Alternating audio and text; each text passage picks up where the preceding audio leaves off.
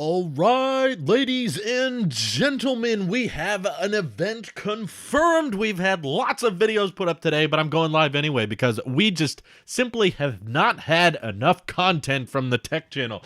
I normally would have done more live streams last week. I had some family come in from out of town. Had a great time with them. Thanks for asking. But now I'm more free. Now I'm excited to talk about what's coming in less than a week. So, yeah, I did my best to predict when those videos will drop. I feel like I have to disclose this now because I'm getting far too many people that seem to be offended or upset by the fact that I keep joking about how I drop videos at a specific time, like right after the event takes place. I thought it was funny. I was kind of dropping these videos, right as the event goes out. And of course, all right, big spoiler alert. Yes, they're pre-recorded. I know that a lot of people think they're smart by pointing this out. I thought that was obvious. I thought I was just kind of playing it up for the sake of the meme, the idea that a 6-minute video would drop 2 minutes after the events went out. But maybe because the channel's big enough or people think that there's some kind of review embargo or something or event invite embargo that drops that I somehow know about. A lot of people keep saying, Drew, just admit it. Can't you don't lie. Just tell people that this is pre-recorded. And it's like, of course it's pre-recorded. I thought that was a given. I thought people were smarter than that I would have to explain or confirm that. But I guess if that wasn't enough, I'll admit it. Yes, we do pre-record the videos because basically all of the event invite videos I've done in the past all consist of the same information. It's always like, okay, we have the date now, we have the time now, here's what could come at this event. So I very quickly started realizing that every time we report on these event invites going out, we're always reporting stuff that isn't necessarily new information. We're just kind of recapping everything that's rumored. And you can do that in advance and, of course, get your video out very quickly because the one deciding factor between if that video is legit or not is whether or not Apple has sent out the invites. So as soon as the invites have been sent out, now that video is, relevant. Now that video is confirmed compared to everything else beforehand, which is all speculation, people guessing. I actually saw a shockingly large number of comments in the past few months of people just saying that they don't think there's going to be any more Apple events this year and that the MacBooks have been canceled entirely because of the chip shortage. I was like, okay, there's still some people out there that are on that page, but I'm glad that doesn't seem to be the case now.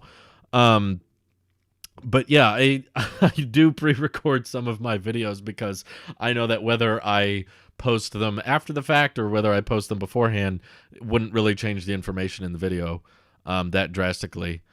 Let's see. Sunny Patel said the higher end Intel Mac Minis were $1,200, I believe, and the Intel version before the M1 came out was $800 and was reduced by $100, so people think that it will start at $1,100. No, I don't think it was $1,200 beforehand. I'll show you where that number came from. The reason I personally think the M1X will be the M1X Mac Mini, if that ends up happening, it still might not. If the M1X Mac Mini ends up happening, that's where I got $1,100 from, basically. So the Intel version they sell with 4 Thunderbolt ports, basically the only difference in the design is it's space gray versus these, and they have 2 Thunderbolt ports on the M1, which is substantially faster than the CPU in this thing. But this still technically has 4 Thunderbolt ports, so if someone desperately needed the I/O, they would have to spend $1,100, and it's like 512 gigs by default.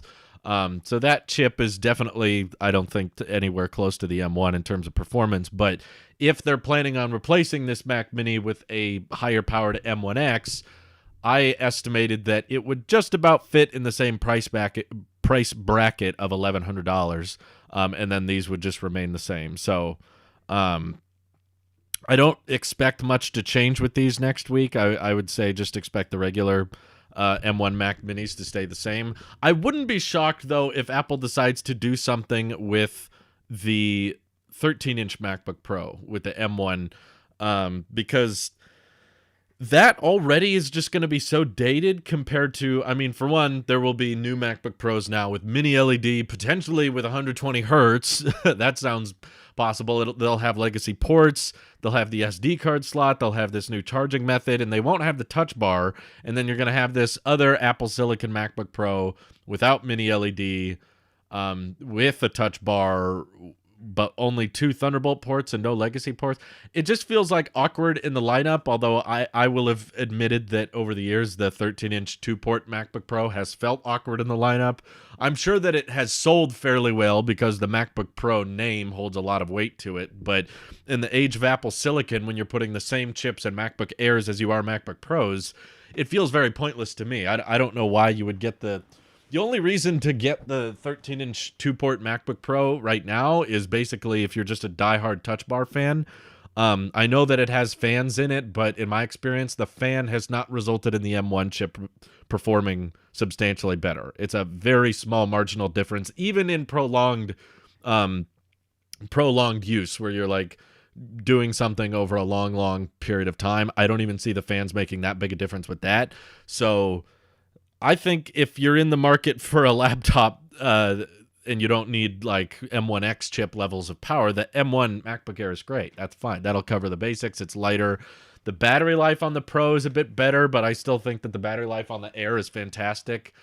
Basically, I don't think it warrants the upgrade unless you're just super duper into the Touch Bar. That's the really only thing I could understand partially, but I'll catch up with the members here in the chat. Sam says, considering getting a Mac Mini, should I wait till after the event just in case? Yeah, of course, dude. No one should be buying Macs right now. I don't care what type of Mac you're in the market for. Don't buy one before a Mac event. We got 6 days.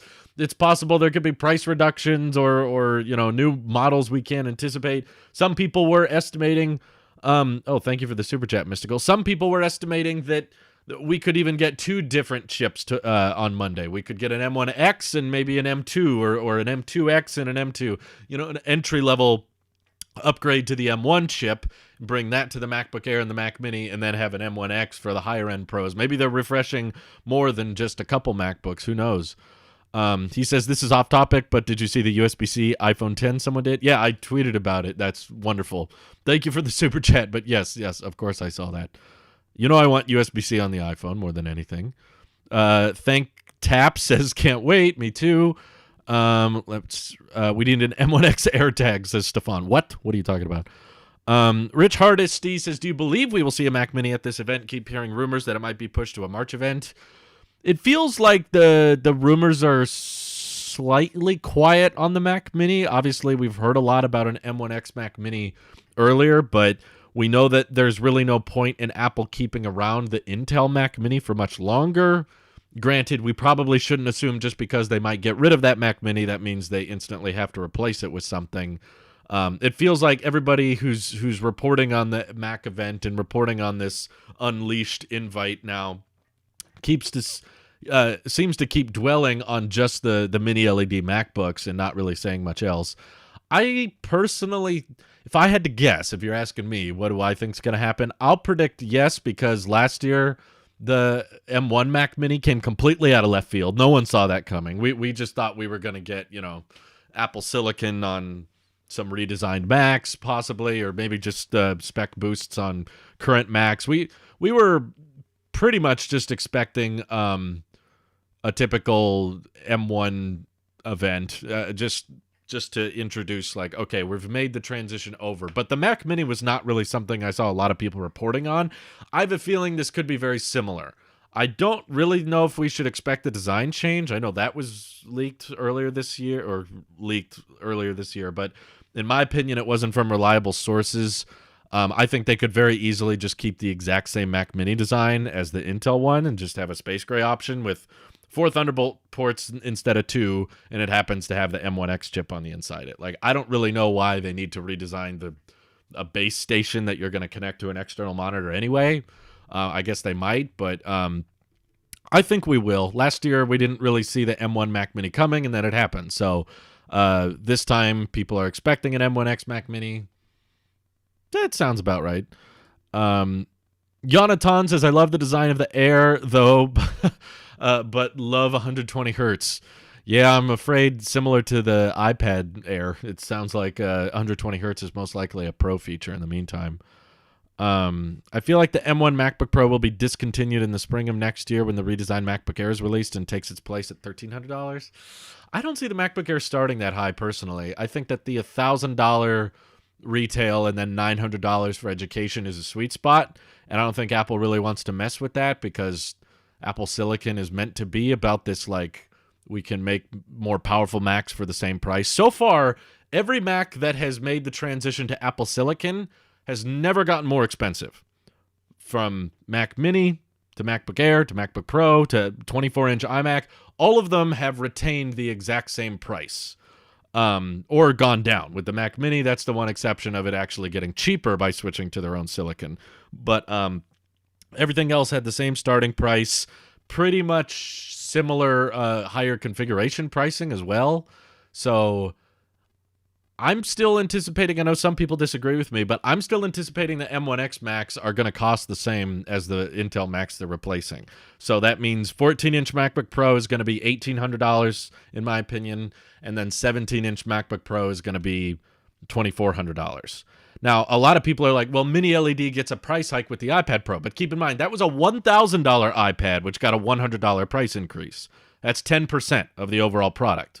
So just from that switch, they got like $100 more expensive. Now we're talking about like $2,000 laptops. So I feel like ratio-wise, maybe it cost them a little bit more to build the MacBook, but we are ditching the Touch Bar, and that little OLED strip has added to the overall cost of Macs in the past. Like they had very similar MacBook Pros previously that had pretty equal performance, pretty much same number of ports, just the difference of function keys in the Touch Bar.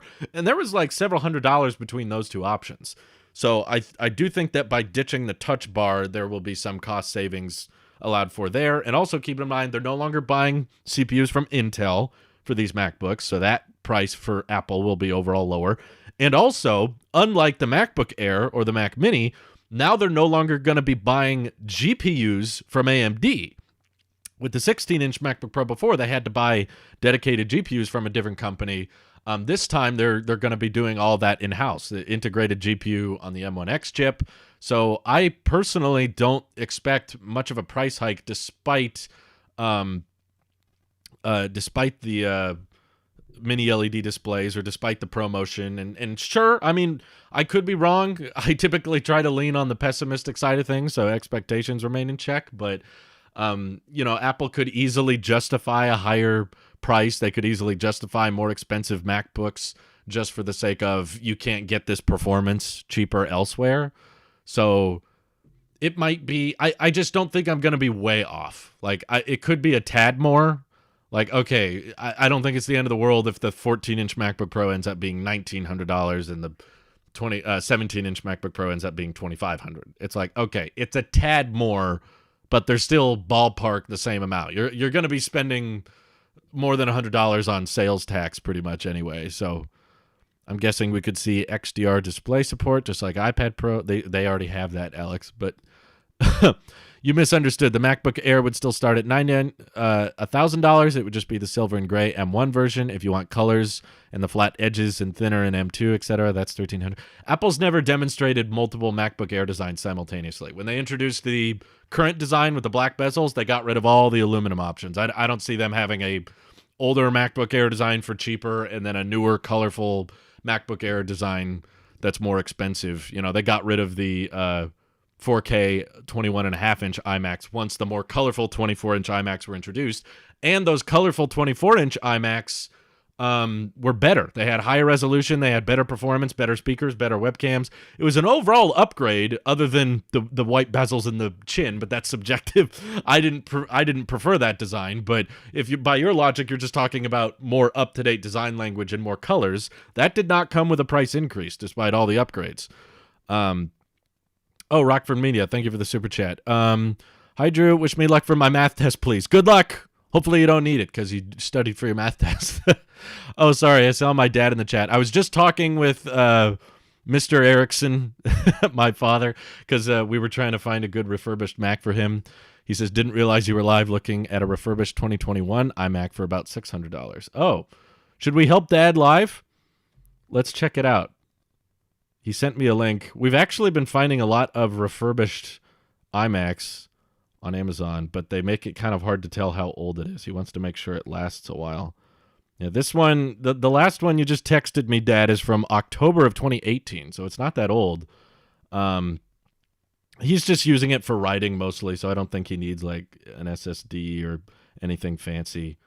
Budget is the main thing. We're just trying to get this price down as cheap. It's a terabyte hard drive, 8 gigs of RAM. Yeah, I mean, Radeon Pro 55 with 2 gigs of video memory. I think for just writing books. We finished my dad's book last night, by the way. He did a great job with it. Go over on Tailosive Talks and watch the latest live stream if you want to know more about my dad. Because he's becoming quite the writer, and I think he did a great job with his last book. We just wrapped it up last night. Pretty emotional, but deep, heavy stuff. Okay. So yeah, that last one you sent, Dad, looks pretty good. Not gonna lie. For your purposes, that one is under $600. That's pretty good. He wants a desktop. He doesn't want a laptop, and he's not doing like a bunch of video editing or any of that stuff. So hopefully that works well for you. They come out with a neat iMac worthy of upgrading. I'd be willing to part with it. Mike, let me know if you want an iMac Pro. I might be selling mine soon. Oh my God. Argos has been a member for 4 months now. Wow. He says white bezel Macs equal death. Right. Of course. Okay, let me try to catch up with the members here. Rockford Media says, why not a Mac Mini? He wants everything to be combined. I've had this long talk with him before, trust me. I tried to pitch him on the M1 Mac Mini. I tried to pitch him on a MacBook. He's like, I'm tired of using... They already have a MacBook Air currently. Him and Mom, they're sharing a laptop right now. And my dad doesn't want to have to... For one, he wants a webcam. So the Mac Mini doesn't come with keyboard, mouse, speakers. It has a tiny speaker built in, but he wants a good display. So this is what we're looking at on Amazon right now. It's like it's like a 2018 refurbished 21.5-inch iMac. My dad, of course, like me, is a big fan of black bezels, so he hates the new iMac, obviously. I'm speaking for him. I don't actually know. But he is using a 2007 iMac right now, and it's very old, and it can't do like the basic just text document writing he needs. So this is under $600. It comes with speakers. It comes with the display. It comes with all-in-one, it's powered by a single cable, whereas if you got a Mac Mini, that would have a quarter of the storage, and he would need to buy a monitor, and he would need to buy a monitor with a webcam and some speakers. So he wants an all-in-one. He just wants one computer that he can buy, plug in, and it starts working. So he wasn't into the Mac Mini thing. I think pretty much anything you buy from the last decade is going to be an upgrade over your current iMac, Dad. So hopefully that works well. Yeah, it was our family computer. I remember I was 9 years old when we got that Mac. I spent a lot of time with it. What did you say the price will be for the new MacBook Pro? I think the 14-inch model will start at $1,800, and I think the 17-inch model will start at $2,400. A lot of people are like, am I sure it's 17-inch? Obviously, nothing is for certain. Whoa! Oh, my God. I don't think I ever expected that to happen. My dad super chatted. Thanks, Dad. You're awesome. I'll pitch in. There it is. Erickson donated. I'll pitch in to Mom. I like it. 2007 is as good as a DVD player. Yeah. He's basically saying his old iMac is good at playing DVDs, and that's about it. You're awesome too, Dad. Seriously, I'll find the link to the stream. Me and my dad did a live stream not too long ago where we got pretty deep into his history and me growing up and all that kind of stuff. I think it did really. I think it was a really good conversation. So if you guys want to watch that later, I'll drop it in the chat for you. Okay. Thanks, Dad. Appreciate that. What do you think about the stream being on Monday rather than on a Tuesday? So yeah, that completely caught me off guard. Apple, for those who don't know, Apple has literally never done an October event on a Monday. I double checked. I went back and looked up a history of every Apple event that's ever taken place. All of the October events were on Tuesdays, Thursdays, and occasionally a Wednesday. But for the most part, mostly Tuesdays. It's like 90% Tuesday. So I'm very shocked that Apple decided to have it on a Monday. I don't really know what was wrong with the 19th. And I personally think there may have been some last minute changes, because with all of these online events Apple has had so far, they've pretty much always announced them a week before they happened, with the exception of maybe Quadruple UDC, but everything else is like 7 days before the event, we drop the invite. 7 days before the event, like pretty consistently all of these times. And this is the first time Apple made the invite announcement on a Tuesday, even though the actual event was on a Monday. So the only running theory I can think of, let me know if you guys have your own guesses, but the only theory I can imagine that kind of makes sense is Google did announce they were going to have a Pixel 6 Pro event or whatever to unveil the Pixel at the exact same time as Apple's typically having their events. It was at 10 a.m. Pacific on a Tuesday. But I agree with Michael, like, who cares? Like, Apple doesn't. Maybe they do. Like, we say that. Like, Apple totally would get way more attention than a Google event. It's not like the Pixel would stand any sort of chance.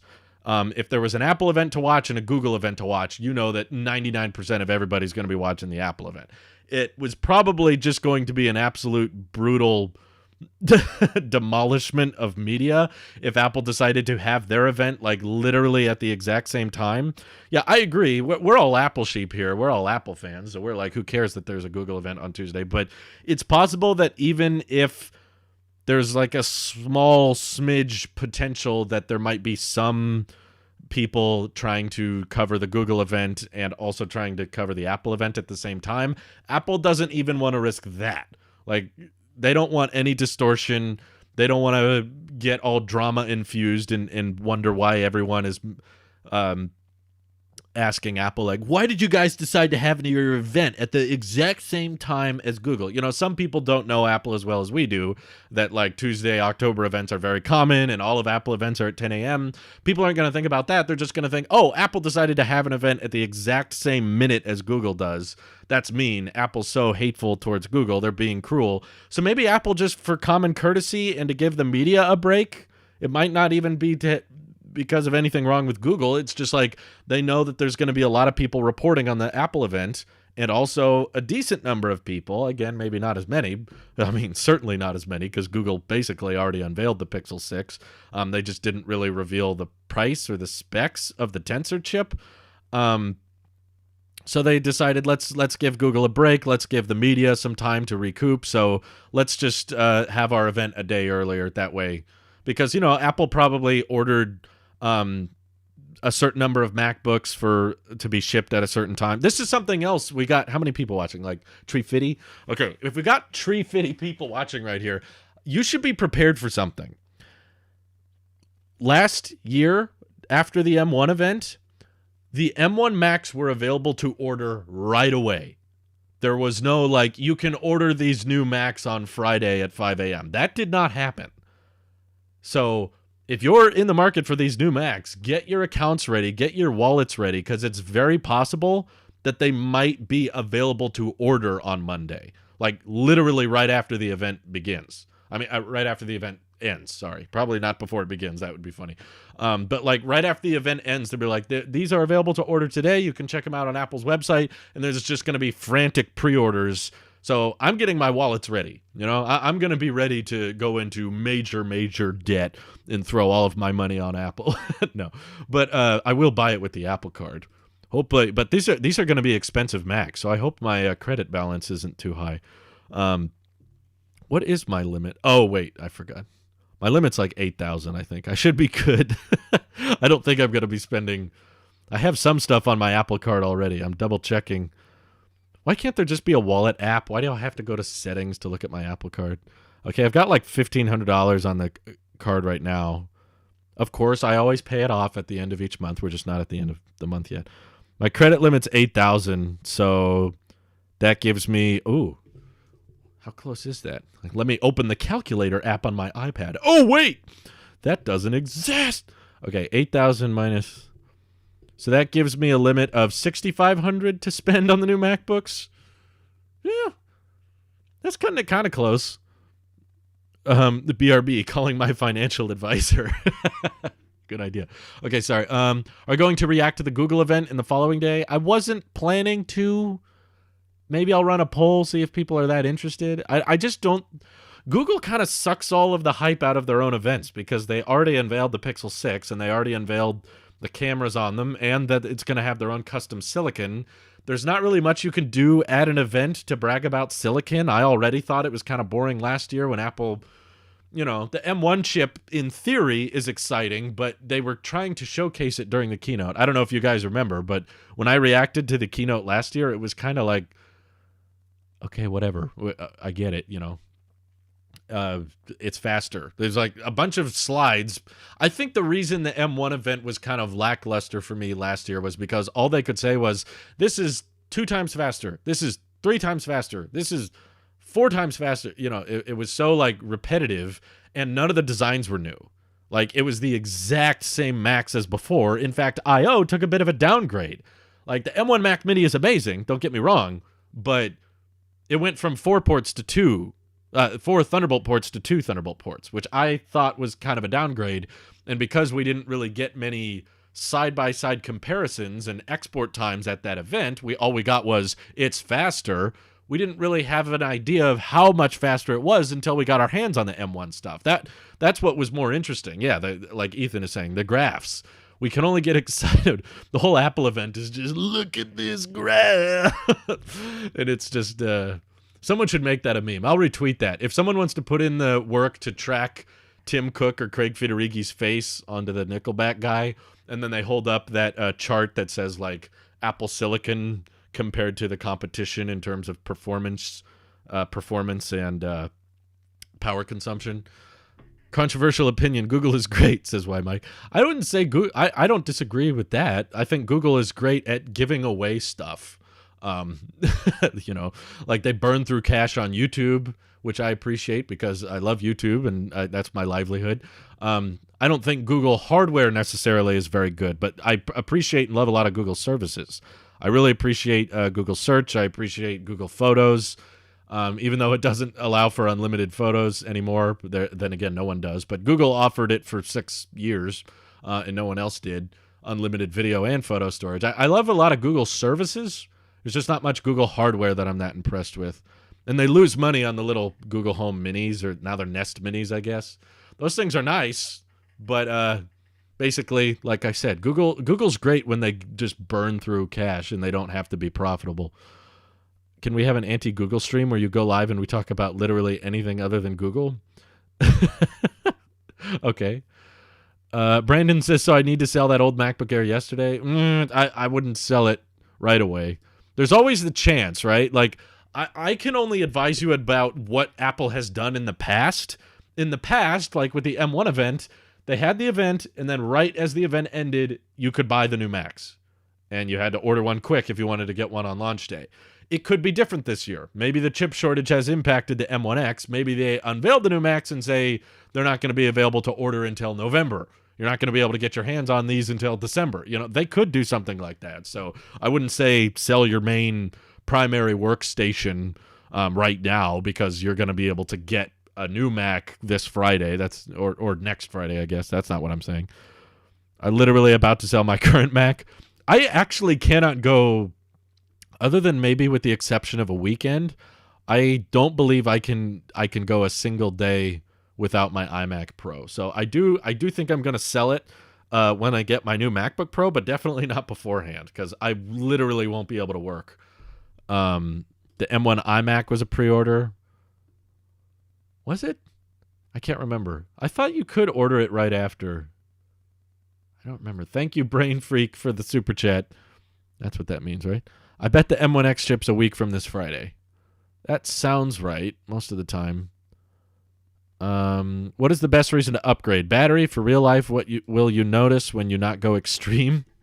I guess if you're not interested in performance benefits, you probably shouldn't even be looking at the new MacBook Pros. The only reason to go with a $2,000 laptop instead of something like the Air is because you're a pro, right? You're using this for work and you're using this for exporting videos or rendering or doing something that's a bit more power intensive. That's what these Macs are for. If you're just talking about general web browsing and watching YouTube videos, you shouldn't be buying these laptops. I don't think they're for you. You should be looking at MacBook Air certified refurbished. They still have a bunch of those.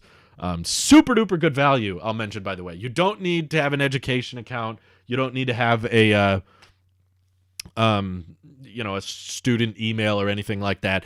Anybody can go on Apple Store and order a certified refurbished M1 MacBook Air for like $850.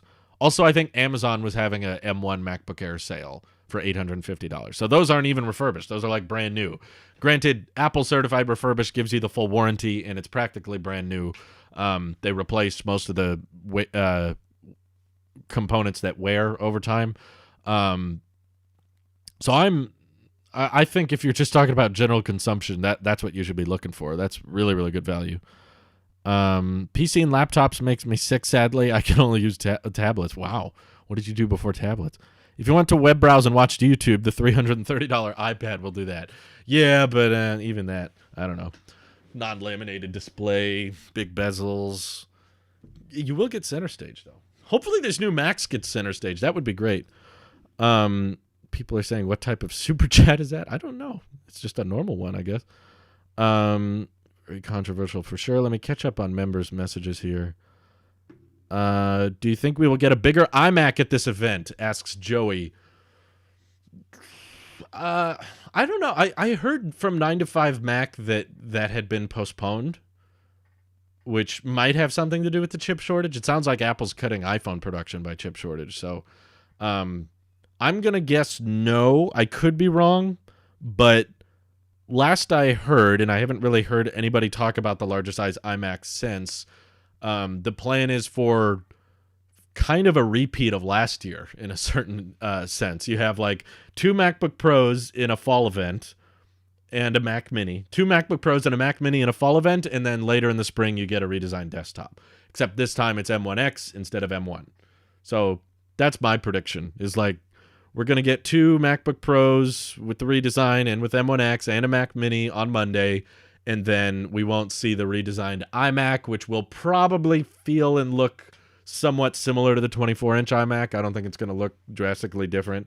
Obviously, it'll be bigger, but it will be rocking more ports, better silicon, and we'll see that at like a March/April event. There seems to be a lot of people still reporting on like a spring refresh that would maybe include a iPhone SE 3rd generation. With no redesign, by the way. It just looked like the same iPhone SE 2, but now with 5G and an A15 chip, so not really that interesting. I don't think I would buy one to review even. I definitely wouldn't buy one to use, that's for sure. I meant more for like the channel. I don't really know if people need me to cover that. Fairly uneventful event. I don't even know if that would be like a live stream or if they would just do that via site refresh, but I won't be buying a MacBook this year, but when the student education sale goes back up in June, that will be when I purchase the new MacBooks. Oh, cool. All right, that makes sense. Marngel says the M1 is overpowered for the MacBook Air, which I'm glad for, to be honest. Lots of headroom for performance years from now, like the iPhone and iPad. Yeah, there's really nothing wrong with going too overkill, as long as it doesn't drive the price up, but I think the MacBook Air is very fairly priced as it currently is. So I would be against it if like the M1 chip made the MacBook Air cost $1,300 or $1,500. Then I'd be like, can we get an iPhone CPU in there and lower the price? But that's not the case. You can get a hold of one for like $850 now, and you have a laptop that can rival my iMac Pro sitting on my desk here, and it's fanless, and it's super small and super light. Like, that's insane. So it gives you plenty of headroom, so that there's really no issue with that. It's just now that you can get so much performance out of an M1 chip, it's probably due that the M1X should be substantially faster than that, right? Because if not, then why would people opt for these MacBooks? Lasting performance comes down to RAM. Buy an M1 with 16 gigs, and it'll last much longer. I haven't really seen that to be the case, to be honest. My iPad Pro is like over 3 years old now, and it has 4 gigs of RAM, and it's never been an issue. Like, unified memory on Apple Silicon is not the same as traditional PC RAM. It's like they're designed and work very, very differently. So I don't think, personally, many people need the 16 gigs of RAM. I could be wrong, but I just mean I know a lot of computers with not that much RAM that still age pretty well. Let's see. I want the whole event to be the character PC holding some new color MacBooks and sticker that says M1x while playing the sad Intel commercial. Say nothing, drop a mic, and walk off screen. I find it amazing that Apple was willing to hire the PC guy, but Intel has hired Justin Long for all these Intel commercials that are really cringy and really bad, because it shows that Intel doesn't have anything really about their CPUs that they can brag about, so they're resorting to bragging about features that other companies came up with, and they just happen to use Intel. So they're bragging like, see, this is what you can do with Intel. It's like, Intel, you didn't make that feature. You're just bragging that some other laptop has a touchscreen and acting like that means you shouldn't be interested in Apple Silicon.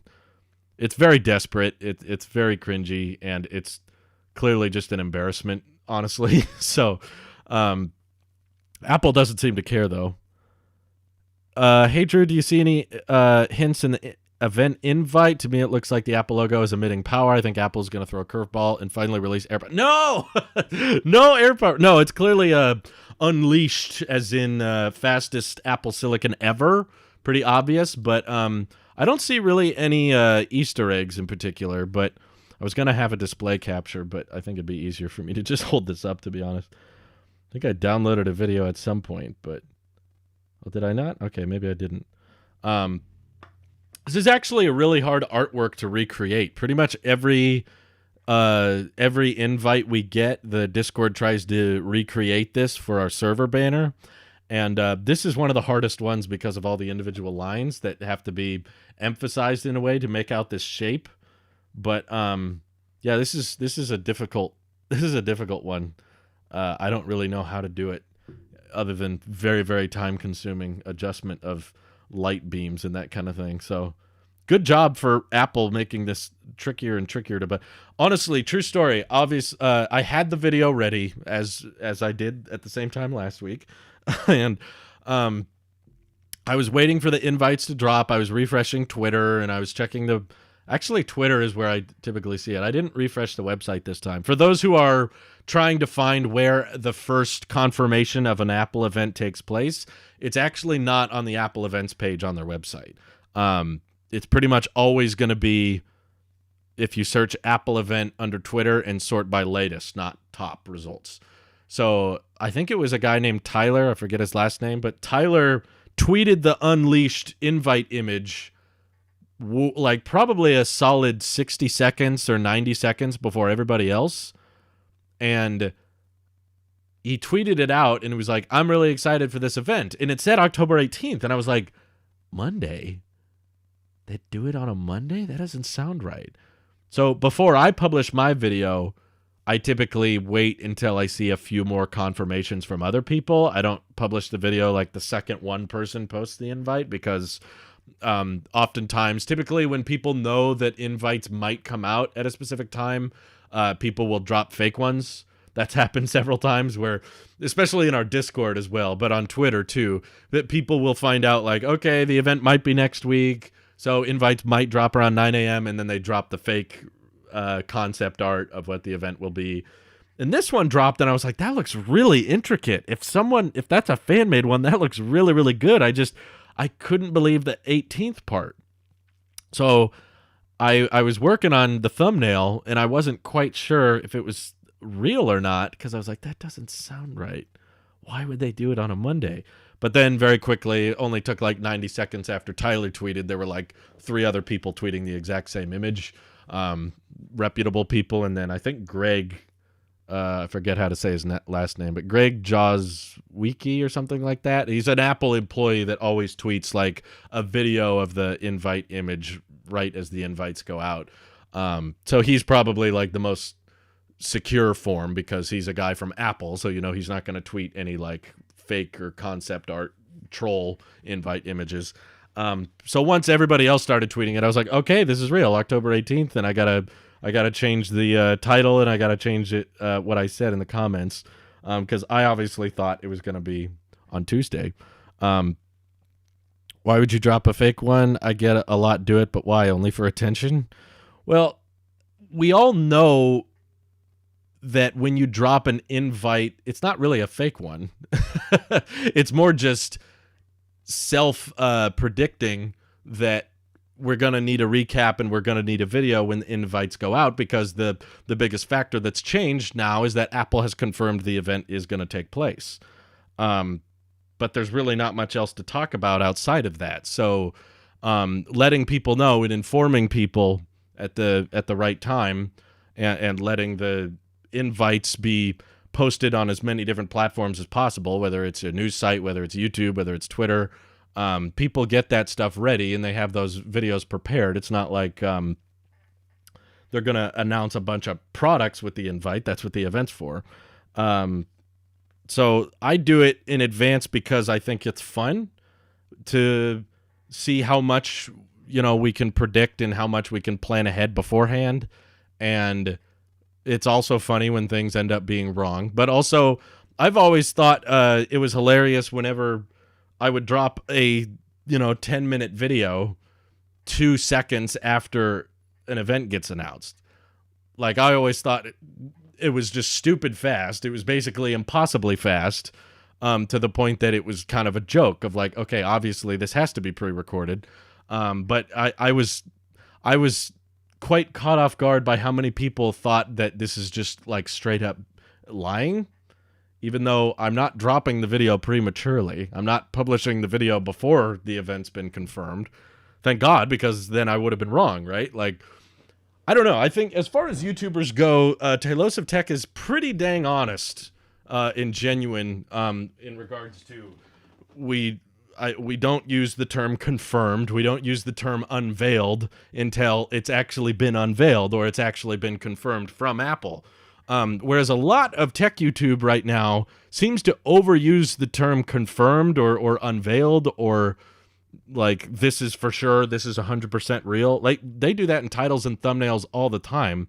Whereas I, at least, granted, I'll pre-record things and I'll make things in advance, but I won't publish them and treat them as confirmed until it absolutely is. But when you're trying to not be clickbaity and you're trying to not be deceptive and you try to be honest with your titles and your thumbnails, you got to wait until those things are confirmed. So in that case, that's why I really step up and try to be incredibly fast to covering the news when it comes to things that are real, instead of just dropping fake news and saying this is confirmed, or this is when the event will take place because as my source told me, or this is definitely what the new product looks like, and they unveil that and treat it as it's real.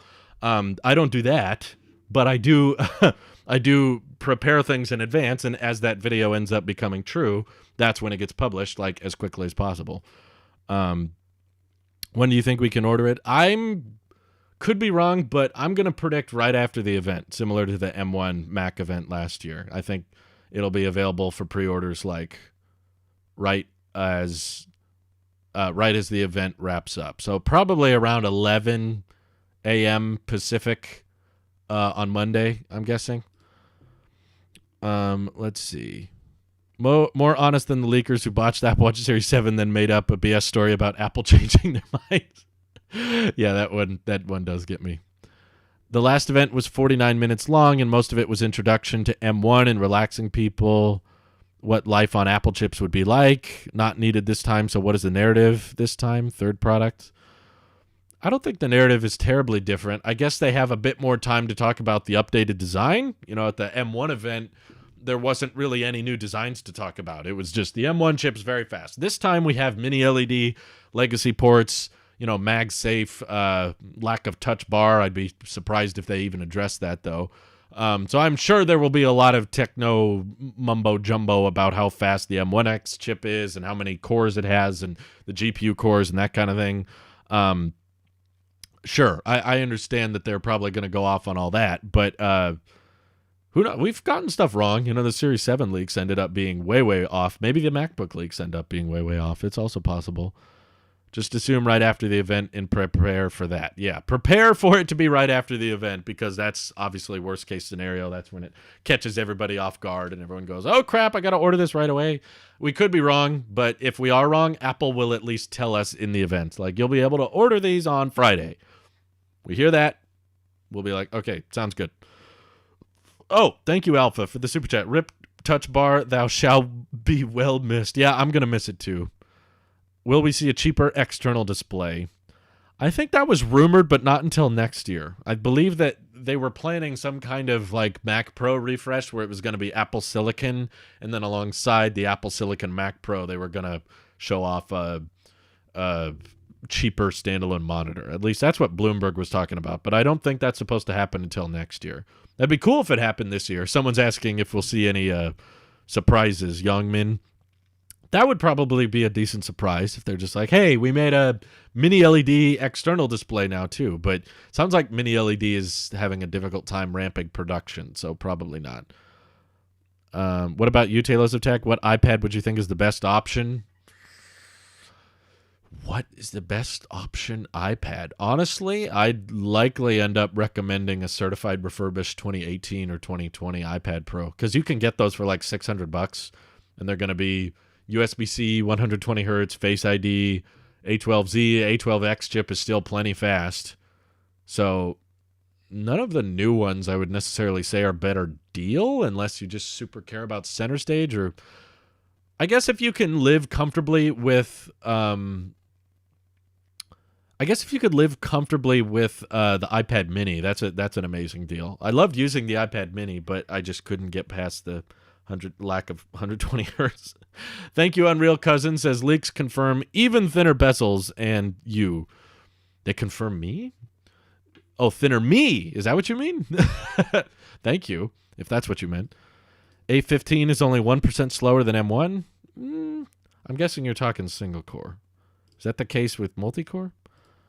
Do you think we could see an updated iPad Air? I feel like we would have heard about that in the rumor mill by now, but I guess it's not impossible since all the other iPads got refreshed. But why not? If Apple was going to refresh the iPad Air, why not do it at the last event? They did a bunch of iPad changes on the last one. So, okay, Marngel says, how believable is the 120 hertz rumor for these Macs coming out next week? I'm honestly very skeptical of this because there isn't really a functional advantage compared to the iPad. Okay, well, two things to combat that with. For one, there's not a functional advantage to have it on iPhones either. But Apple has now shown that they are comfortable giving higher-end options 120 hertz, even if there's no Apple Pencil support, right? So iPads, you're right. They've had 120 hertz for 4 years now. The main argument was so that there would be low latency with the Pencil. Now we've got 120 hertz on Pro iPhones, which the only advantage is it looks smoother. That's it. And Apple's embraced that. They're willing to look at that as a selling point. Mr. Bidwell, thank you for the super chat. I'm going to finish this question here. Second of all, I wouldn't necessarily jump on this rumor if it was coming from, Digitimes or Prosser or Leaks Apple Pro or any one of those accounts that has a very hit or miss, like they get a lot of things wrong. I wouldn't really buy it if it was from them. The reason I'm excited about this 120 hertz leak is because it's from Ross Young. Ross Young is not like just a guy who receives DMs on Twitter. He's not like, if you have any information on future Apple products, here's my WhatsApp number. He's not like that type of dude. He's actually a supply chain researcher, more like Ming-Chi Kuo. Not like Ming-Chi Kuo is perfect, but in the past, I have often heard people say one thing from some whatever Twitter leaker you can imagine, and then gotten disagreements from Ross Young, and I sided with Ross, and he was correct. He was the one who got down to the 10th of an inch, the exact screen size of the iPad Mini 6 correct, months in advance. And he was the one last year who was pretty much the only leaker that claimed 120 hertz wouldn't come to any of the iPhone 12 models. Lots of people were saying 120 hertz ProMotion was going to be on the 12 Pro and 12 Pro Max.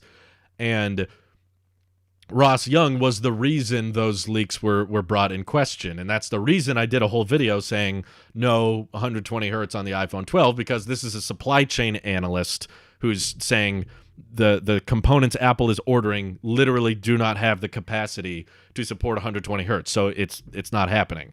And he covers a bunch of Android display stuff as well. Most of his specialty is all with resolutions and display technology that's going to be used in upcoming products. So in all of those pretty much that I've ever seen, he's been incredibly accurate and very reliable. And he's not typically the guy to kind of like tiptoe around things for clout. He's typically like, I'm only going to say it if I know it's true, which is why I'm getting so, like angry / like pointing my finger at him like, I will never forgive you for this, because he knows I'm in the market for a MacBook. I'm a diehard fan of 120 hertz. So if you're going to get my expectations this high and you've been this reliable in the past and you have a really good track record, if someone like that is saying this is going to happen and it's only 6 days away, it's one thing for him to talk about. I saw today he was talking about potentially new Apple Watch screen sizes next year, like, which I have a harder time believing, but it is Ross. But he wasn't being super concrete about it. He's being more, I guess, mythical about it. He was saying, like, yeah, don't be surprised if there's a third screen size next year. I'm not entirely sure what he's referring to, but Ross Young has been very, very reliable with display leaks. So if he's saying 6 days before the event it's going to have 120 hertz, to me, that's a very, very reputable source. He could be wrong. It's very possible. Leaks have been wrong a lot this year. But I'm just saying this would be the first big one, basically. Like this would be the first time I've ever seen Ross Young make a giant claim right before an event and end up be wrong. Whereas lots of other leakers like Gurman or Prosser or Digitimes or Quo, all of them have had last-minute leaks go south. I've seen all of them make some crazy claim and then it comes out and it's like, oh, that was just way off. So Ross Young, I haven't seen happen yet. So this will be the make or break leak for him. Like if he ends up being wrong, I'm never going to trust him again. So there's very few leakers that I view that way these days, because pretty much any leaker people bring up, I'm like, they got this wrong. They got this wrong. They got this wrong. Pretty major ones too. Okay. So Mr. Bidwell super chatted. He said, I'm a bit out of the loop. Did you hear any issues with any Apple mini LED displays so far? Some people said they had blooming issues on the mini LED iPad Pro, but it didn't seem to be that massive of an issue. It seemed kind of like the Jellygate thing on the iPad mini, where it was like, if you look really hard for it, you might notice it under specific lighting, but for the most part, it's not really that big a deal. You had to like find a specific YouTube video that looks like no other YouTube video, with like a black background and a white box that's super bright moving around. And when you played that video, you noticed some slight blooming. And I was like, okay, I don't care. I'm not going to watch a video just to find out if there's a problem. Oh my God. I don't know why I just did that. Did that show up on the live stream? I was like, I don't know why I was grabbing my water bottle and part of it like shot water everywhere when I tried to open up this nozzle here. I got like compressed air in it or something. Basically, the water bottle just made a giant mess. Don't know if it showed up on camera. Jeez. If my MacBook Pro comes with ProMotion, I will hug my dog. Good for you. Blooming is over exaggerated and literally have to be in completely black room to notice it. Yeah, people were telling me about it. I remember unboxing the mini LED iPad Pro and trying it out, and people were like, "Do you notice the blooming?" And I was like, "No, what are you talking about?" And people said, "Watch this one specific video." And I watched the video and I was like, "I still don't see it." So no, it was like a non-issue for me. Michael says, Ross Young also isn't doing this for clout or anything. It is literally his company's job to advise people on future display tech. Correct. He's not running a YouTube channel. He's not asking for Patreon donations. It's like it's his company. Apple Biz is saying, it may have been covered, but Ross Young must have withheld that leak right up until this point on purpose. A tactic for recognition and clout. Could go south seriously, though. It might be, but it's gonna backfire pretty quickly, I would say, if he's wrong. Like, I don't really have any issue with a leaker searching out clout as long as they're right. Right? It's like, is it that bad of a thing if they're like trying to get followers and trying to get attention and they end up being correct? You know, like that's one thing. I take bigger issue if you're trying to get attention and trying to get followers and trying to get hype, and then you're proven wrong time and time again. That's when I take more issue with it. So I don't know if he intentionally withheld that information or potentially just heard that now. From my experience in the past, Ross Young has not really withheld much. He's typically only spoken on things when he's felt pretty confident about it. And he's been pretty like straightforward, honest in the past when it came to like he was talking about like the punch hole display on the iPhone 14 next year, and he was saying that it hasn't been decided because obviously everyone was talking punch hole cameras. Are punch hole cameras coming? Is Apple going to ditch the notch in favor of a punch hole camera and under display Face ID next year? And his response was basically not one or the other. He was like, they're working on it. He was like, they haven't decided yet. It might not happen. It could happen, but it's like too early to say. So he's not the kind of person that acts like he knows everything or like I'm totally for sure on this one. Any speculation on iPod 20th anniversary, possible iPod hardware release? Would you buy it if they did? No. I've been saying for years I think the iPod should die. I know some people disagree, but I'm sorry. There's just certain products that don't need to exist anymore, and I think the iPod is one of them. You can get a refurbished or used iPhone unlocked.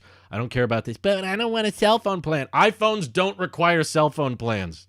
Thank you for the super chat, Alpha. Yeah, you don't need a cell plan to use an iPhone. If you're just looking for a pocketable iOS device, you can get like $200 iPhone 7s or iPhone 8s these days that are going to probably have more storage than your iPod Touch. They're going to have biometrics. The camera's going to be better. The CPU will probably be better. So I don't think the iPod needs to exist anymore, personally. I don't know why they're still selling it. I think it's just them afraid of the headline of Apple kills the iPod. And I'm like, just get over it. It's in the past. It's not needed anymore. You've mass-produced so many iPhones. You've made iPhones so good and so cheap. We don't need brand new iPods coming out anymore. Just accept it's in the past. Be the same thing if you guys were like, do you think the next iPhone should have a click wheel? It's like, I know 5 of you are going to be like, yeah, I love the click wheel. But you're joking. I know. You're lying. You don't actually want a click wheel. You're just saying it for the sake of the joke. But Alpha asks, will MacBook Pro finally get more color options? Some people are speculating based on like Apple event invites that, you know, certain invites in the past have pretty much always been indications of what colors to expect. There was like the light blue in the last California streaming invite. Now we're getting slightly blue / like the hash flag is blue on Twitter. But there's a lot of white and gray streaks in this invite image as well. So it doesn't really confirm anything to me. From what I've read, nothing has screamed that there's going to be a ton more color options. Typically, Apple has had very disappointing color tiers for pretty much everything this year. I wasn't really happy with any Apple Watch colors or iPhone colors. Granted, colors don't matter that much because the product and how you use it makes a bigger difference, and most people wear a case. But yeah, I don't really care what color it is. It's probably just going to be space gray and silver. The mini LED iPad Pros didn't come with new colors either, so you could actually use Apple lossless audio with an iPod or any iPhone. Yeah. Give us a click wheel or we riot. I'm expecting one color. Really? I guess that could potentially happen if during the chip shortage they wanted to simplify manufacturing, so they'd get rid of the silver and space gray. I would like a matte black. I wouldn't mind that. I'm kind of tired of the same old gray. And, Justin Long had a point. Gray and grayer. It's not that interesting. Especially if we're going to have like a bunch of iMac colors. I would like a product red MacBook. That would look kind of cool. As long as it's got black bezels, I don't really care. If iPhone MagSafe sticks to MacBook Pro Apple logo, I could call it a fun feature. Oh my god, I'm just trying to imagine the metal scraping of the MagSafe puck on the back of a MacBook. Oh, that would be awful. Also, it's only 15 watts, so that would charge incredibly. I don't think it would charge at all. I'm pretty sure both the higher trim MacBook Pros are going to need like 60 watts and 90 watts or something like that. Apple kills the buggy whip factory, exactly. Yeah, just black. We were watching something recently. Or no, my dad was pointing something out that they had these old, I think it was in Independence Day, you were saying, Dad? That like they had these old like matte black MacBooks back in the day. And those were really popular. And I like the look of those, just like solid black. I'll make sure he's moderator so it's easier to spot him. I would kill for that Apple Watch green on a MacBook Pro, but it's not going to happen, unfortunately, yeah. M1 MacBook Pro gray is weird, kind of yellowish. I had them next to each other with 202 Intel one, and that one is way more darker. Really? I didn't notice there were that type of differences. Martin Gel says you can buy a 2016 iPhone SE for $100, and it works great as an iPod Touch. Yeah, it has more. It probably has a better camera. It has no camera bump. It's the same size display, but you get Touch ID. iPods still don't have Touch ID. I guess that's the biggest difference. What if they all are white like they used to be in high school? Ugh. God, I hope they're not all. Oh, was it a PowerBook back then? The Macs need a redesign. The Mac keynotes are getting less and less exciting. Well, we've only had one in the past year, so give them some time to redeem themselves. Basically had no new redesigns to showcase with the M1 Mac event. Now we have some redesigns to talk about, so it might be a tad more exciting. But yeah, anytime you do an event that's primarily bragging about performance gains, it's going to be harder to be exciting. The iPod Touch is faster than the iPhone SE. Yeah, but if your budget is $200, what the heck are you doing on that thing that you need higher performance? Right? Like, for one, the A10 chip in the iPod Touch is underclocked, right? That's not the same speed of an A10 like in an iPhone 7. They had to underclock it. The battery life on the iPod Touch is also terrible. iPhone SE probably isn't great either, but I bet it's better. We got the squared off design. You still got the headphone jack. And you're still getting the latest iOS updates, I think. So, yeah, there's just no point. iPads are made for kids with no service. True, that fits that market as well, but it's not as pocketable. How am I liking the Pro Max? It's wonderful. It's great, and I'm feeling more and more confident as every day goes by that I'm going to be able to hold on to it for more than a year, despite what all of you say. A lot of people don't believe me. A lot of people keep saying, no, Drew, you're going to upgrade. You do this. I don't know why people kept saying you do this every year. Like, I've literally never said this. This is the first time I'm ever going out on the record and saying, I'm going to have this iPhone for more than a year. I want to hold on to it the same way I hold on to my iPad Pro and my iMac Pro for more than a year. Sorry, Wally Heads, I'm not taking job applications, but thanks for asking. Let's see. New product, Space Gray Apple iScale. Whenever I step on it, it says one at a time, please. iPad mini is the new iPod Touch. Yeah, it's a lot more, but yeah. Dad says the old Wall Street edition with an upside down Apple logo on the back. Oh, is that the one you're referring to? That might have been a different one I was thinking of. The one I was thinking of had Apple logo upright when you opened it.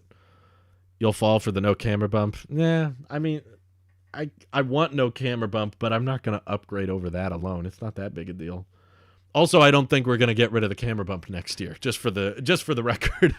I acknowledge that, the feature to me would be applauded, but I'm willing to admit I would not upgrade my entire... Same thing with my iPad.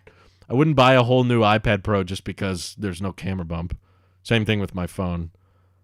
How are you going caseless with that huge phone? I'd be scared. Just don't drop your stuff. I don't know why it's so hard for people to... I've never worn cases, really. I've tried a few in the past, but I took them off after a few weeks. Will you do a meet and greet? No. I don't think that would be as fun as people think. it sounds fun in theory, but I think it would just be kind of annoying. I can only talk to, in person, I can really only talk to one or two people at a time. Mike says he wants a camera bump on his iMac. I'll take a camera bump on a Mac if it means we get center stage. I'm worried that the MacBook Pro will have white bezels, says Sebastian. Oh, God. I don't know what I would do in that case, because I'm literally like planning trips right now based on me being able to use this MacBook Pro. Ugh. Drew, iPod is legendary. It was Apple's golden years, but we should probably just kill it off. Yeah, I know. That's what I'm saying. There are all kinds of things we kill off that were good in their time. You know, FireWire was good in its time, and it was good for Apple to have it, but they found a better standard with Thunderbolt, so they moved to that. So it doesn't mean we need to keep shipping FireWire for some reason, or USB-A. At a time, it made sense. Not anymore, though. Do you think we will ever get rid of the camera bump? Yeah, it's possible. I don't mean to say it'll never happen. I just don't think there's any rush for it to happen. And I don't think it'll happen next year. Like the cameras in their current size and with their current caliber, and it sounds like Apple's interested in improving that in the future. Wider sensors, bigger sensors, periscope lenses, all of that stuff is not going to be useful to getting the camera bump down. So if Apple were to remove the camera bump and use that as a selling point, that would also be backing themselves into a design corner, because now you wouldn't want to bring it back. And Apple doesn't know what camera technology is going to come available in the future that's going to allow them to improve low light performance or zoom performance that might require them. So they don't want to get rid of the camera bump if they're going to have to bring it back a year later. Apple knows they can kind of upsell you on a case, so the camera bump's not going to matter that much. And they've basically shown no interest in ever reducing the camera bump in all these years. Ever since they started doing the camera bump on the iPhone 6, it's only gotten bigger. They've never once addressed it as a problem, and with the 13 Pros, they're like bigger than they've ever been before, to the point that people are worried about it not fitting on the MagSafe chargers because the cameras get so big. So I don't know how Apple's just going to magically erase it next year. I don't think they will, personally. I don't know if some prototype doesn't have one, but that doesn't matter to me. It's like, I just wouldn't hold out for no camera bump. Okay, Dad's saying, watch Independence Day. Malcolm saves the day with a Wall Street. Okay, there you go. Wall Street was my first full-color Apple laptop, upside-down Apple logo. That was such a weird design choice. Jobs would not have allowed camera bumps in the first place. Yeah, you say that, but my dad's pointing out that during the Steve Jobs era, they had Apple logos upside down when you open them up. How do you live with seeing the camera bump supporting the whole phone when it's laid down? I'm not afraid of dropping my phone per se, but definitely don't want it resting on the camera lenses. The camera lenses are made of infused sapphire. They're not going to get damaged. I know because I've used phones with big camera bumps that rest on their camera bumps, and I don't put a case on it, and I don't put a screen protector on it, and I've used them for pretty long extended periods of time and never had an issue. They make those out of more durable glass for a reason, so I wouldn't worry about it. Do you think Apple will ever upgrade Lightning's transfer speed if they don't want USB-C? Ugh. God, I don't like that solution because I would rather them just get rid of Lightning entirely. But knowing Apple and their dwellingness on wanting to keep Lightning as long as possible, I guess it would kind of make sense to opt for Lightning 3.0 if you're going to start supporting ProRes. But still, even Lightning 3.0 is not enough in my opinion. If you're going to start recording 6 gigs a minute videos and you're going to be offloading those onto your Mac, or you're going to start selling 1 terabyte iPhones because you know people are going to take up hundreds of gigs of storage, I think you should, at that point, Thunderbolt makes far more sense than Lightning 3. Sure, Lightning 3 is better than Lightning 2, but it doesn't really fix the overall problem. Ask Jerry Rig about the safer camera glass. I know that it's not like complete total sapphire, but it's still better than the traditional glass. All I'm saying is I've used phones for extended periods of time and had them rest and sit on the camera bumps, and it's never been a problem. It's never caused an issue. I started writing a whole essay like I used to do on Twitch, but I remembered this is YouTube. I'm sorry. I still think Twitch is a better live streaming platform, but most people wanted me here. There's a lot of benefits to YouTube, though, to be fair. A lot of people have brought up that people will tune into live streams, and YouTube supports like rewind. You can pause the stream, or if you miss a part of the stream, you can tune in, go back to where you left off, and then play it at 2x speed until you catch up with the live stream, and then it'll go back to normal speed, obviously, because time travel doesn't exist. So that's a pretty useful feature I've seen a lot of people grateful for. And I've just, no comparison, way more people watch these streams on YouTube than on Twitch. Like right now, 450 people, that almost like never happened on Twitch ever. Whereas this happens on YouTube pretty regularly. Do you think Apple has the Apple event on Monday because they don't want to interfere with the Pixel event on the 19th? But who cares anyway? Yeah, I think that's the only theory that makes some sense for me. Nothing else. I don't know why else they would have done it. Thank you, TechSpace, for the super chat.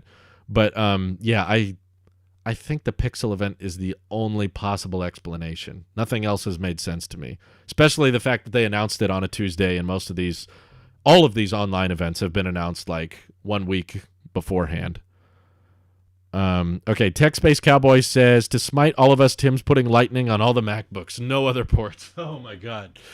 Well, at least we could take, if they would have considered committing to one port or the other, I might have been more okay with that. As joking as you are, saying Lightning on a MacBook would be terrible. If they improved the transfer speeds and the charging capability of Lightning, I wouldn't have minded it as long as they started shipping like bi-directional Lightning cables, which I don't think has ever happened on anything. But like, if I just had one cable for my phone, my iPad, my Mac, and they started making bricks that were Lightning only, I'm sure Antitrust wouldn't have loved that because all of your bricks wouldn't work with anything Android. But if they would have committed to that, Lightning is supposed to be faster than Thunderbolt. So in terms of just brand, Lightning comes first, Thunder comes later.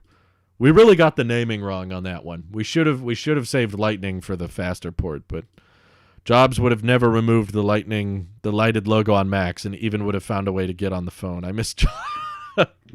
That makes me laugh. People will literally just come up with anything with no evidence or back track record of how Steve Jobs designed things, and will just suddenly say things like that. Steve Jobs wouldn't have done this one thing in particular that I don't like. It's like, yeah, way to speak for the dead, why don't you? No, the dude was obsessed with making things thin. Steve Jobs literally would throw prototypes in fish tanks in order to get them thinner and smaller. The main reason they got rid of the lit logo on the back of the Mac was so that they could make the display thinner. So that they could make the whole Mac display thinner. The new design was so thin for the 12-inch MacBook that if you tried to have a glowing logo on the back, it would have shown through on the display. If you were outside, you would have had a very noticeable bright patch in the middle. So that's why they got rid of it. I think totally for the sake of thinness and Steve Jobs wanting things to be lighter and smaller and narrower, I think he totally would have ditched the lighted up logo. I don't think he was like married to that idea. Obviously, the first Macs didn't have that. And he was fine with that. But it's just hilarious to me how people just come up with these random Steve Jobs would have never done this one random thing. Jobs would have wanted a camera bump on the 2021 24-inch iMac. Yeah, exactly. Pixel 6 is going to suck. That's what history has taught us. Well, I've got high hopes for the Pixel 6. I think it's interesting that Google's going to start designing their own silicon. I'm curious to see how that goes, but I don't know. Knowing Google, I feel like they're going to botch it somehow. I hope I'm wrong, though. The camera bump is real Sapphire. Jerry Everything's testing method was Iran. I don't know how to say that, but I don't care if it's pure Sapphire or not. I'm just saying it's more durable than typical smartphone glass.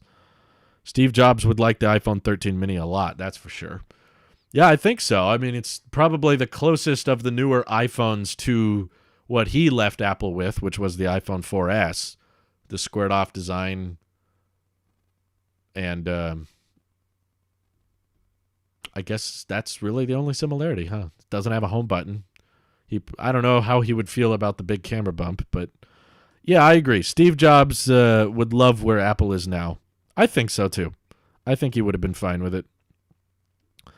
Wait till they put light up logos and AirPods. Well, they already have the lights on them. They get pretty loud. Jerry rigs everything. Oh, I get it. Google is a software company, not a hardware company. Well, they're trying to, but it's not working out too well. Steve Jobs would have wanted to be in Ted Lasso. I would have watched that. I honestly believe that Monday event has one reason. Oh, there it is. Thank you for the super chat, Tech Space Cowboy. I believe that Monday event has one reason. Tuesdays are saved for really big things. In Pro MacBook's new chip, it's not for many people. What? What are you talking about? They did the whole M1 event last year where there was no new redesigns and there was just a new Apple Silicon chip now in a Mac, which they had already announced beforehand. We knew it was coming. They did that on a Tuesday. What are you talking about? They saved Tuesdays for big things. That doesn't make sense to me. What are you talking about? I don't buy that. I knew the reason they removed the logo. No need for a history lesson. There's nothing wrong with liking Steve. No, I'm not saying you can't like Steve. I'm just saying don't make up reasons. Don't speak for him. We don't know what he would and wouldn't have been okay with, but we do know for a fact that he was interested in making technology thinner and lighter, and they got rid of the light up logo to make it thinner and lighter, which is something he cared about. Yeah. They don't want to pull a OnePlus. Apple respects the unwritten rule of don't have your events on the same day as others. If you can help it, just polite to do it on a different day. That's the way I see it. I think that's the most likely scenario. Is it's not that Apple thinks less people would watch the event if they did it at the same time as the Pixel 6. They probably just for common courtesy of the press and to give Google a fighting chance. Thank you, Plasm Studios, for the super chat. Just to give Google some space, they were like, can we have it on a Monday so that the media can breathe and have time to cover both? Yeah, sure. So we moved it to Monday, whatever. If Google was software, not hardware, why does the Pixel Book suck? Well, I guess the hardware wasn't great either, but yeah, it was just the M1, nothing special. I just mean, if you're going to say that the M1X and redesigned MacBook Pros aren't a big deal, then you can't argue that the M1 is a big deal, in my opinion. Steve Jobs would have never assumed Steve Jobs' opinions. That's a good one. With the reflective layer behind the backlight so the light can't come through. Yeah, I know. Would you switch to Tesla Pi smartphone? Probably not, unless Tesla had an ecosystem of products that was objectively better than Apple's ecosystem. I'm kind of in favor, if you guys haven't noticed, I'm kind of in favor of using what I personally believe is the best product or the best vehicle for the market it serves. So that's why I'm a big fan of Teslas, because I think that their range and their charging network and their software is unbeatable. Some of you may disagree. That's fine. I would say the same thing about iPhones and Android. Some of you would prefer the hardware or software available on Windows or on Android, and that's fine. Use whatever you want that suits your needs best. And for me, the Apple ecosystem is unmatched when it comes to like video production and thumbnails. Like I do all of my photo making on the iPad. I do my video editing on the Mac, and I love taking pictures and videos off my phone, and I love the symmetry of iMessage and the ecosystem between everything. And I think Tesla is the best when it comes to vehicles and that seamless experience of using an electric car and how fast it recharges and how far it can go on a charge. So I'd say Tesla's the best there, and Apple's the best here. So that's my preference. I say this, though, as a non-Tesla owner. I don't own one, but mainly because... oh, thank you, Andrew, for the super chat. He says, just saying hi, keep up the great content. Oh, thank you, Mr. Hudson. That was generous. Wow. But yeah, if Tesla started making a whole ecosystem of tech products that I thought was better than Apple's in some regard, then I would consider switching to that. But I don't think it fits its demographic very well. I didn't choose the Sonata based on it being the best in tech. I chose the Sonata because it was extremely cheap. we bought it off my sister who was done with it. I saved a lot of money on my car so that I could afford to spend more money on Apple products.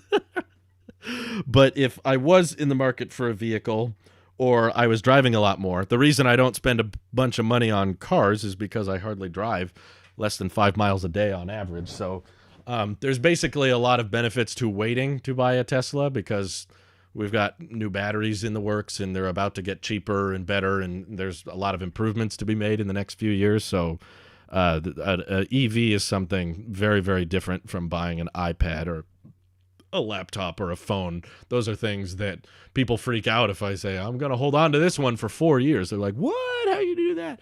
But a car, even a used one, I plan on holding on to for, 7-8 years at least, hopefully longer. And if I'm going to drop Tesla money on a car, I want it to last me like 20-30 years. So I'm not going to make that decision annually.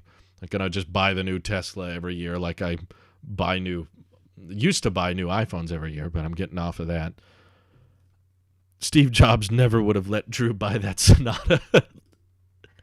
Sonata was cheaper than the computer I'm streaming with right now, for the record. And my Sonata is cheaper than the computer I'm going to buy on Monday. Would you consider if Apple Car comes out later? If I think the Apple Car is better than a Tesla, but I don't think that's going to happen. For one, I don't think the Apple Car is going to exist, first off. Second of all, I don't think Apple is going to make a more efficient, more affordable, higher range EV with better software. Yeah, some people may disagree with that. That's fine. But I think Tesla's more experienced in that regard, and they're far further ahead in autonomy, and they have a much bigger, more integrated charging network, considering Apple has nothing right now, and they haven't even confirmed they're making a car. I don't doubt they're working on one, but Apple works on a lot of stuff that doesn't turn into anything. So I think that the car will be one of those things that doesn't turn into anything. They're just going to work on the side with it, and if they found a way to make it profitable, then maybe they would bring it to market, but I don't think they're going to. Let's see. What happened to our Apple sheep? He always found a reason to get the new product. Who is this? I don't think I did. If I scroll back, there was a lot of Apple products that came out that I was like not really that interested in. I'm excited to see what horrible ads Intel hits Apple with after they launch the new MacBooks. Yeah, they're going to get very, very desperate. But Apple has money. They do have money, but they like keeping it. And producing electric cars is not a very profitable business. The only way to make electric vehicles profitably is to manufacture all of them very, very efficiently and to have all of your manufacturing be vertically integrated, which Apple is statistically not good at. Apple does not like manufacturing their own stuff. They buy Samsung displays and TSMC makes their chips, and Apple's all about designing hardware, but they're not very interested in designing manufacturing facilities, and all these other companies build the components that Apple designs, which, not to say that's easy, but the smartphone business is far, far more profitable than the electric vehicle business. Tesla is pretty much the only company that's found a way to do it profitably, and it took them years. They had to burn through tons and tons of cash to get to the point of profitable, and Apple doesn't like making products unless they can do them profitably. Buy Tesla from Musk. Apple literally doesn't have the cash on hand to buy Tesla out. The valuation of the company is way too high. I think Apple has something like $250 billion in cash last I checked. It might be different now. But even if Apple had $400 billion in cash, they would have to buy out Tesla for, I think, over like $800 billion. So they don't have the money. If you do get the new MacBook Pro and it does have 120 hertz, what's your next big feature to upgrade your Mac? Oof. Oh, that's a good question. Because beforehand, I was planning on getting the new MacBook Pros, even though I was expecting they would have 60 hertz displays. And then I was going to say that maybe if one day they got 120 hertz, I would be willing to upgrade for that. But if they already get 120 hertz on Monday, oh, man. I don't know. That and Tesla has a boatload of subsidies. Well, they're profitable without the subsidies now. Yeah, in the last quarterly earnings, and I believe in the Q3 earnings as well, they've shown that they can turn a profit without the credits. They don't need the tax credits anymore. But I guess Face ID. I'm a pretty big fan of Face ID, so if they brought that to the Mac, I would be somewhat interested. But I similar to my iMac Pro, I'm planning on buying this next Mac and holding on to it for a long time. I don't really have a need to. Oh, people are saying they have $80 billion in cash. Okay, way off. Ethan, they need like 10 times more money than they have on hand if they wanted to buy out Tesla. That would not go over well. So yeah, whatever this next MacBook Pro is, I'm probably going to hold on to it for many, many years. The last 16-inch MacBook Pro didn't get updated for, it sounds like 2 years. Jeez. As an Apple sheep, do you watch every show and movie on Apple TV Plus? By the way, the Ted Lasso finale was great. No, I don't. I don't have Apple TV Plus. I had it for like a year and a half, and I couldn't get into any of the shows. No one will tell me why Ted Lasso is great. All the people do is say, Ted Lasso is great. I love Ted Lasso. Watch Ted Lasso. Just tell me why. Show me a clip or something. Tag me on Twitter and be like, see, this scene is really funny. That's what I do with The Office and Parks and Rec. I'm big fans of those shows, but I can show you why. I haven't seen anyone show me what's so great. Are you going to get the possible new Mac Mini for review? Do I need to? I mean, last year I bought one M1 Mac, which was the MacBook Air, because it was fanless, and I figured that would be the slowest M1. So if the MacBook Air can do what I needed, I knew that the Mac Mini could do great, and the MacBook Pro would do even better. So I don't think I need to. I don't even have an external monitor right now. So I would have to buy an external monitor to review the M1 Mac Mini. So I'm going to say no. Super funny, has great jokes, and an amazing storyline. Less adjectives. Ping me on Twitter with a funny clip or something. No clip pays it justice. Sounds like it's not that good. But either way, even if it was a good show, it's $5 a month that I'm not paying right now. So if I started getting into it, I would be losing money on it. So there's just too much stuff to watch on Peacock, and it's free. I'm sorry. I have never once run out of things to watch on Peacock, and that service cost me $0. Can you do a recap of the expected upgrades with the M1X for viewers who just joined? Okay, I got to go here pretty shortly, but I'll do a recap. Recap of expected upgrades. M1X chip should be 8 high-performance cores, 2 efficiency cores, 16-core GPU option, 32-core might be higher. I don't know who's going to get access to that, but there might be multiple GPU options to choose from with these new MacBooks. Mini LED is close to confirmed. I won't say confirmed, but very, very likely at this point. Thank you for the super chat, Tech Space Cowboy. And 120 hertz is now looking possible. Legacy ports coming back, such as HDMI, SD card slots, some kind of redesigned MagSafe connector might find its way back. No touch bar, but to give you perspective on how fast the M1X chip is, the current M1, which blew everybody out of the water and broke all these records, the current M1 chip has 4 high-performance cores. M1X is supposed to have twice that. And the individual clock speed of these cores might be even higher than the M1 because it's based on the A15 instead of the A14. Most recent reports are claiming 1080p webcams on the MacBook Pros, 16 gigs of RAM by default, 512 gig SSDs by default, still at least 2 Thunderbolt ports, hopefully more. On top of that, what else has been rumored? I guess better battery life thanks to the Apple Silicon.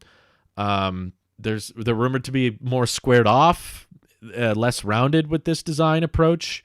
Although we haven't really seen a leaked image of what they're really supposed to look like. We've seen renders and stuff.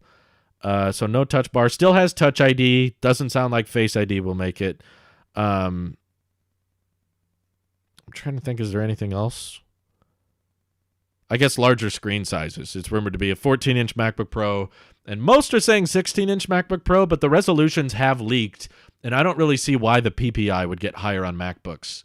Like, why does the pixel density need to increase? Because pretty much all of them have been at this pretty consistent, like, 230 pixels per inch across all MacBooks and iMacs for many, many years. So I don't know why they would just suddenly decide to up the pixel density for the 16-inch model. So that's why I'm predicting it might actually end up being a 17-inch MacBook Pro, but that might be assuming too much.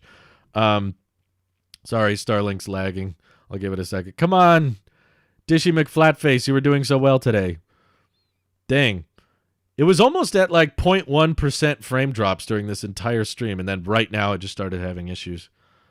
Let's see. Plus dominate the news cycle rather than share it. Yeah, that's true. Tech Space Cowboy says, Lasso is great because it's a fun lesson in leadership. Okay. Doesn't sound interesting. I'm sorry. I don't know. I think you guys have hyped it up too much to the point that if I even tried to watch it now, it wouldn't live up to all of your crazy expectations. I just don't see the point in paying $5 a month for a show that is like when I can watch so much stuff for free already. Why would Apple not make the touch bar optional for people who like it? Maybe they've decided most people don't like it. And that complicates mass production too much. It's not always easy to just have infinite options. You don't own one yet. I could see a Tesla in your future. Oh, yeah. There's probably going to be a Tesla in my, in the next 30 years. The likelihood of me having one is fairly high. But it's not a Tailosive live stream without Starlink lag. I know. I couldn't end it with that. But I'm going longer than I should have anyway. This is Dishy McFlatface's way of telling me I'm streaming too long. You won't regret it. I think I would. I don't want to pay for it. If the stream, if they give me another free year of TV Plus, I'll try Ted Lasso. But $5 for 20 hours of content is good, and you can cancel after you're finished. How about $0 for 200 hours of content, though? That's what I'm getting right now, Evan. I haven't paid a single penny for Peacock, and I've never run out of content to watch on there. Anyway, I got to get going. But I appreciate all the super chats and for everybody tuning in. Very excited for Monday's live stream.